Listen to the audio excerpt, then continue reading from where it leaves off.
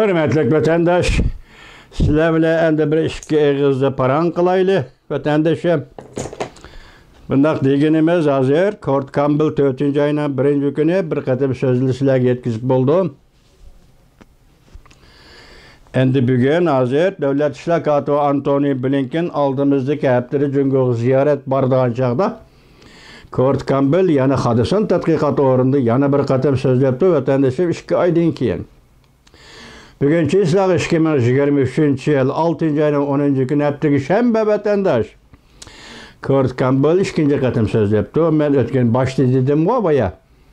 Ben bu sözlüğü leksiyelerimden içinde Aksaray'dan çıkan belgilengen yaki bişaret karakterlik yaki körsetme karakterlik siyaset karakterlik bir notok. Yaki bir siyaset yaki bir katımlık söhbet değil. Kurt Campbell ağzından çıktı değil. Ben şunda kayıtay vatandaşım hazırca nurgun obzorçular, mesela Xitay tilli obzorçular yana başkalar. Ulardan elip, leksiya kılıp, tahlil kılıp sizlerge yetkizip geldik. Maksadımız bir. Menen şahsen üzemden maksidi elbette bolsan çünkü Kompartiyası kaçan gumran buludu, kaçan ağduruldu. Tünügün Rusya ağduruldu ketti Sovetler İttifakı digini. Mavzudun aynı çağda Sovetlerinin bugünü bizden etimiz digen idi. Şu hüküm, şu hulası bu hiç essak. Çünkü Kompartiyasının bir partiye hükmürallığı yaki Uygurlarning üstüge tiklengen, Uygurlarning üstüge kurulgan Xitay Kompartiya partilerinin, mesela Kuomintang partisi, Kuchintang partisi, Komünist partilerinin hükmürallığı kaçan gumran buldu. Tarihte bir kanuniyet var. Ben başta ettim hadise, tarih hadiseden şekillengen. Lekin hazır kanuniyet. Bu nurgun münazırla asası deyilip geldi. Tarih kanuniyet. Kanuniyetinin içinde terakki kılıdı. Tarihten özünün kanuniyeti var. Yani bazılar bunu inkar kılıp geldi felsefe. Mesela tarih felsefesi sahasında vatandaş kandak buluşun kat'i nazar siz biz karışak tarihte bir kanuniyet. Nime kanuniyet desiniz? Tarih, yazma tarih başlangan devirden ta hazırgacha bolgan arlık yezip kelip atkan tarihlar. Hakimiyetlerinin kuruluşu, devletlerinin kuruluşu, devletlerinin hakimiyetlerinin gumran buluşu, müstemliki sisteminin tiklenişi, müstemlik sisteminin gumran buluşu, halak buluşu, muşlarının hemmisi yığınçaklısınız vatandaşım. Bu tarih fakatlı bir katımlık çavaktın hasilatıdır. Bana. Şanınız mı?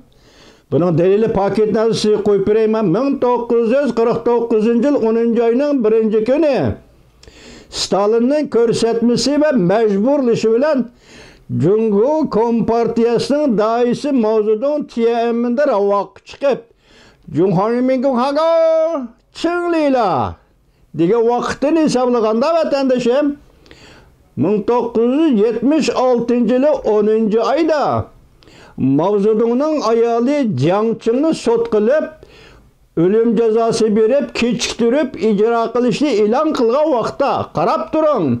Mavzudun Çinliyla Cumhur Halk Cumhuriyeti kuruldu deb vaqirganda chavak chaldi. İnsanlar chavak chaldi. Jiangqingni sot qilib, sot qo'llik egasi Jiangqing mavzudunun xotini Jiangqingga ölüm cezası berip 2 yıl kechiktirishni e'lon qilganda insanlar nima ish qildi vatandaş? Chavak chaldi. Demek bu dünya, bu tarih, bu hükmürallık, bu saltanat çavak bilen kurulurdu vatandaşım. Yani yani çavak bilen ağdırılırdı vatandaşım. Tarihteki hadisler tekrarlandı degen söz. Bu peylasop Hegel'den kelgen gep, Marx köçürüp işletken gep.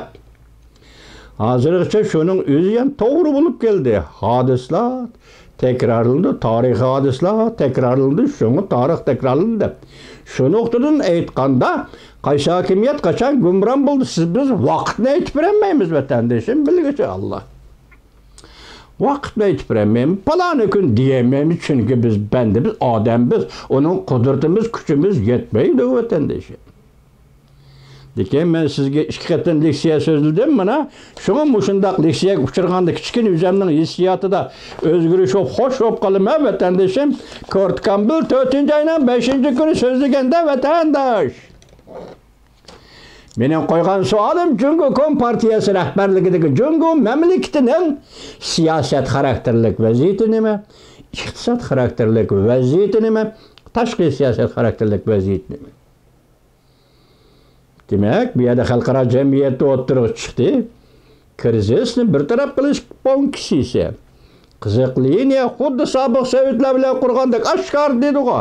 2 qatim dedi mana. Maslashtirish amaldor Aqsarayning Kurt Campbell bunu 2 qatim eg'iz qoldi. Vatandoshim shuningdan nimani ko'ra olasiz?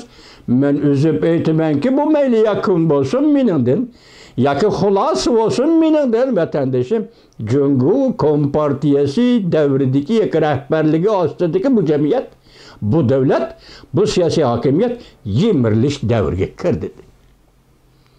Lekin shart nima? Men boshda nima dedim? Rossiya yemirilishdan burun 16 davlat parchalashdan burun Amerika xalqi, Amerika hukumati shu vaqtda qanchalik zehn sarf qildi, qanchalik pul va iqtisod sarf qildi va qanchalik tirishchilik ko'rsatdi. Maqsad bir, ichki urushga Rossiya ichki urushga kirib ketmasin. Rossiyaning bir Ukraina tajovuz qilishi bu boshqa gap. Özgürüş, islahat, siyaset, özgürüşü devre kirganda bir jamiyat ichki urush kirib ketmasin. Mushuni Amerikaliklar saqlab qoldi. Buguncha yana shundaq bishorat, yana shundaq tarixni aslash bilan mushuning oldini olayli. Dedigani boshqa 3 xil debdi u. Tasodifiy yuz berdigan voqealar va jiddiy voqealarga taqobil turishning yo'li men bilan aloqa qilib turishing kerak. Dunyo shu. Xitoy nima uchun xohlamaydi buni? Tasavvurimda hozir mushtarakka bir somka narsa bor, siz yemaymi vatandosh? Chunki kelmagan narsani oldingizga reallik bo'lib kelmagan narsa so'zlamas bo'lmaydi. Chunki ishontirish kerak, sizlarni buni ko'ndirish kerak vatandoshim, ishonch ostida ko'ndirish kerak. Mana shunda bo'ldi deyish kerak. Men buni so'zlamayman, biroq hozir gap nimada? Başta aytgandek, Jungo jamiyati, Jungo Kompartiya siyosiy hokimiyati hozir nihoyat zo'r o'zgarish davriga kirib keldi. Hozir torbetlarda masxara qilib bu o'zgarish davrini nima deyishyapti desangiz, hozir Jonaxa oraliqda 100 yildan bir ko'rilib boqmagan o'zgarish degan jumlani ishlatdi-ku, mana keldi bu o'zgarish. Bu o'zgarish avval sizning beshingiz keldi, endi sizning ishingiz bilan oxirlashadi. Amerikalik, asıl tekli Yaponiya taylik Amerikalik. Fransisko shunda bir kitap yazdı vatandaş bu qachon 90-yillar yoki Rossiya yemirilib bo'lgandan keyin bu kitobning mavzusi tarix Xitoycha Lejidung dedi. Yani Uyg'ur tili desangiz tarixning tuguni deydi yoki tarix oxirlashdi demakchi. Şu vaqtida nurg'un kishilar qo'li qalam olib tavritib, efendim siz bu xulosani yomon baldur chiqarib yetibsiz. Rossiya tugashgan bilan Jungo Kommunistik Partiya hukmronligi bog'u, Jungo Kommunistik Partiya hukmronligi og'dirilmay turib, bu tarix qanday oxirlashadi? Jungo Kompartiyasi og'dirilgandan keyin anda tarix oxirlashtirib yakun chiqaraylik dedi. Lekin o odam bu kitobni qaltis yozgandi. Ya'ni söz iboralar acayip güçlük. Ta'sirli yazılgan kitap idi. Endi men deymenki Rossiya ketib oldu. Mavzunun özünün gepi boyunca Rossiyanın bugünü Jungolukning atisi. Yoki Jungolukning Rossiyanın tunugini Jungolukning bugünü. Mavzunun xulosasi tarixdan chiqqan xulosasi shu vatanda. Men turga dedim sizga iqtisodni undaq dedik. Hozirgacha yashab kelyapti bu davlat. Gayet zor devlet vatandaş bu ülke 28 ülkenin içinde birisi eğer iqtisadi cihat ötken gidek Guangxi'da çatak çıktı degandek bu ikinci ülkede mi çatak çıkışı natayin. Çünkü bir yerde başkuruş usulda fark var vatandaş. Gerçi merkezi hükümet belirlep mesela o umumi siyasetini lekin rehberlik sanati, rehberlik talantı, rehberlik iktidardan aytganda Zhejiang ülkesi bilan Jiangsu ülkesinin ülkelerini başkuruşunu fark var. Şuna birisi iqtisadi cihetde harap olsa, yana birisi vaqt putirep duralaydı. Şuna Cumhur Kompartiyasının derhal iqtisat meselesiga bağlılık aldırılmasının sebebi benim şu yer. Vatandaşım, şimdi acayip, hazır biz neyim için tekaza olmaz? Özümüzün şahsiyetini aytqanda, yani müşünçilik yaşap geldik, siz hem müşünçilik yaşap geldiniz. Hazır türmelerde, yığıveliş lagerda, qamalgan, solangan Uygurlarning sani qancha bir Xudo biladi.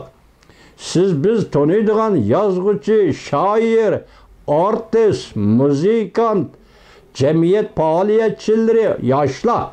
Hemmisi yaşla. Hazır birisi mi yok? Hemmisi türmeye kirip gitti vatandaş. Bizning davrimizdagi adamlar o'ylab tugudi. Qilib qolganlar bado Xudo biz bag'ichan biz bilan salomlashib ko'rishadigan. Lekin yoshlar o'tir, yoshlik ziyolilarning hammasini apirib turmaga tashlab etdi vatandaş. Biz shular uchun, shularning taqdiri uchun amaliyotda millatning taqdiri millat uchun. Başka işimiz yok. Fakatlı millet. Kendiniz mi? Fakatlı millet hep yaşayımız. Başkalar şundan yaşaydıyken o. Şunun için bir işki gep kılıç demez. Bir işki kadem taşlap hareket kılıç sizden ve bizden borçumuz vatandaş. Endi bugün yani şu hulasemni çıkarsam demem ben intayım hoş. Kurt Campbell sözlüsü hoş. Çiçeklerim çay olup gidiyor. 4. ayının 1. günü sizge sözüldüm. Bugün 6. ayının 10. günü yani sözüldüm. Mana Kurt Campbell Amerika Avaz Xitay til programmasi berilgan xabar. Abay verdi beğenmedim. Bu aytqanda özgürlük oldu bilmeymen. Bu nayet uzun makale iken, uzun haber iken aytgan tirishchanlik ko'rsa bizniki deydi asası gelin deb oldu. Çünkü hükümeti biz siz bilen alakalı münasebetli buluşunu ümit kılımız. Çünkü hükümeti biz siz bilen badekelde kılıp duruşunu ümit kılımız. Çünkü hükümeti biz sizle otur tokunuş 101 iş karıştırırız. Yani kurallık tokunuş, her bir tokunuş 101 iş karıştırırız. Mesele sözü şeyli, diyalogli şeyli. Şuna çünkü hükümet siz Amerika'ya yakın durun. Amerika sizlerge ziyallık mıydı? Ziyan zahmet yetkizmeydi. Tarihten beri Amerika hiç kaçan Cungu degen bu zamanda ziyan zahmet yetkizgen emez. Çavuşan uğraşıyla yüzünüzü kırıp aldınız. Yok arılışıp. Siz vakt cim oltırışınız gerekti Cungu Kompartiyası. Ya ki siz başladınız bu canlı. Kim erisin degen adam başladı çavuşellik. Siz arılaştınız mı? Artık işladı. Çünkü Kompartiyası ahir katır sual koyaylı. 1979 yılı 2. ayda şu vaktiki sekreter Deng Xiaoping Vietnam'a hatta Hanı'ya yetip beriş için armiyasıga buyruk verdi. Buyruk çıkardı. Uruş. Vietnam'da qaysi taktikini kullandı.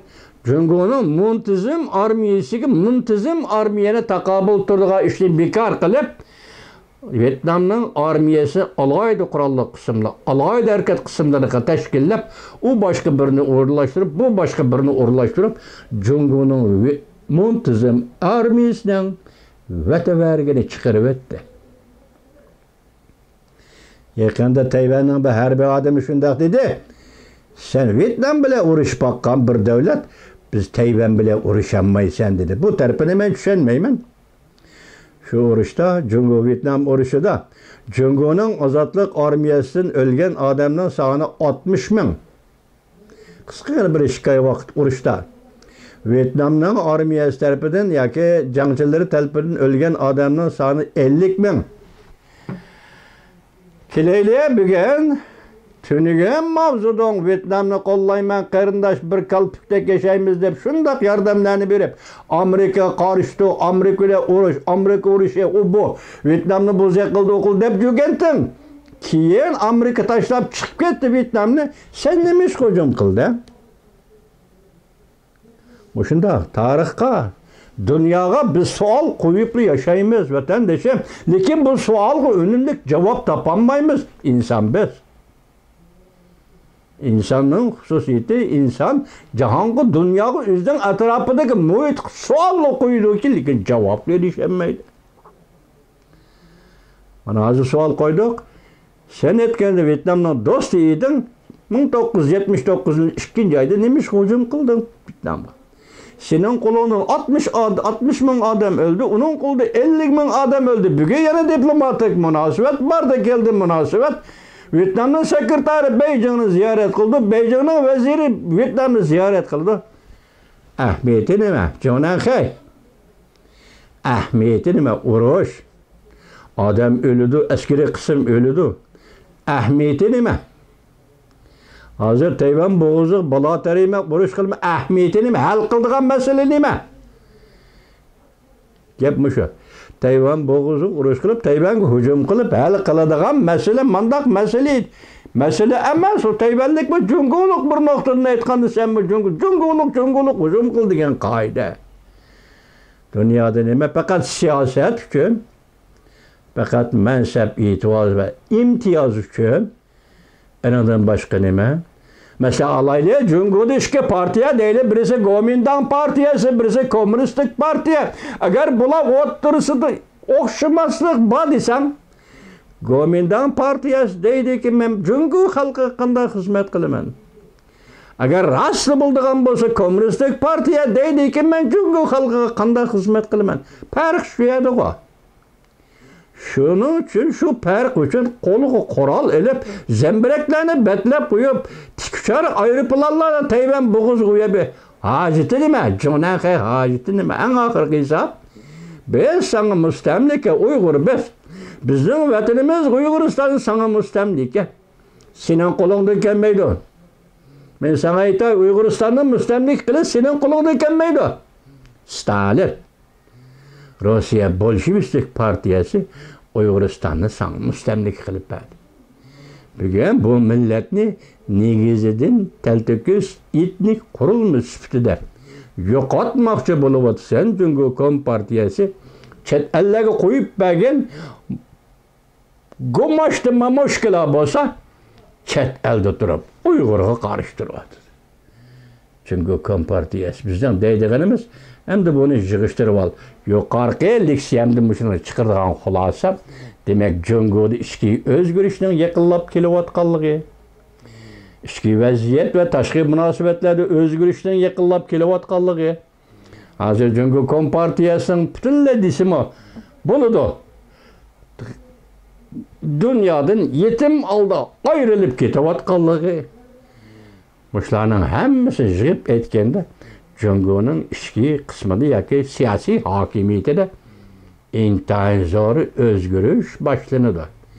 Bu yaqinmi, yiroqmi? Bilgichi Allah, vatandoshim. Yuqorqi leksiyani men sizga puxadan chiqib so'zlab olgan edim 4-oyning 1-kuni. Bugun yana boshlab shunday so'zildim. 6-oyning 10-kuni oraliq 2 oylik vaqt. Kurt Campbell sizga Allah yoki Kurt Campbell sizga va prezident Joe Biden hukumatiga Allohdan nusrat tilayman.